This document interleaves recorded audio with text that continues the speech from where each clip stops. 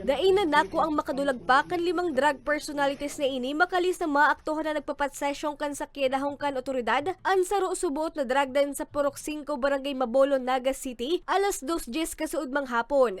Pigbisto ang mga akusado na sinda Alfredo San Buenaventura, 62 anyos drug den maintainer, asin Salvacion Lumabe, 57 anyos drug den employee na parehong residente ka na sabing lugar. Kaiba man sa mga nadakop, ang tulong drug den visitors na sina Joseph Dictado, 33 anyos kan Santa Rosa, Laguna, Alex Vicaldo, 49 anyos jeepney driver residente kan San Isidro, Naga City, asin si Pablo Vivar, 49 anyos sa Roma na jeepney driver asin residente kan Barangay Pacul, Naga City.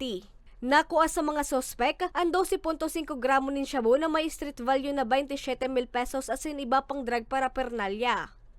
Isa saro sa mga pigdudurumanan na drug din sa Barangay Mabolo.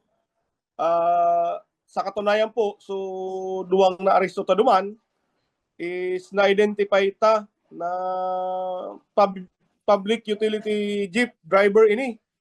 So nagpapasada digdi sa sentro Canaga. So ini po nakuha po ang satuyang attention kay ni kasi nahilingan po kan PDEA Kamsor na medyo delikado po ang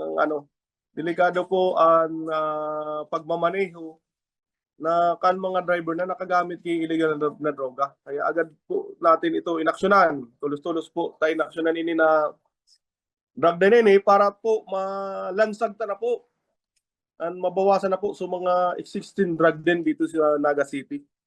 Nagin matrayumpo ang operasyon, hulikan pinagsararong puwersa kan PDEA Camarines Sur, PNP Drug Enforcement Group Special Operation Unit 5, Naga City Police Office City Intelligence Unit, asing kan Naga City Police Office Police Station 5. Makalihis sa basangkan sa intang diretsos bilang akusado, pigdaraan mga sospek sa ospital para sa medikal asin pisikal na eksaminasyon.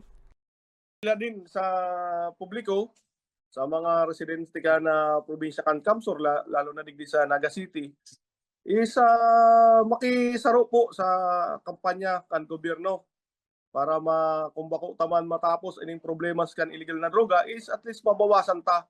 Nasa kustodiya pa kan PDEA Camarines Sur ang mga sospek na interong nahampang sa kasong pagbalgar sa Akta Republika 9165 ang pagbalgar sa Comprehensive Dangerous Drugs Act 2002. Mientras tanto, ininaan ni kalimang matayompong operasyon kan PDEA Kamsor ngunya na taon. Para sa mga baretang tatak Bicol, Regine Boy.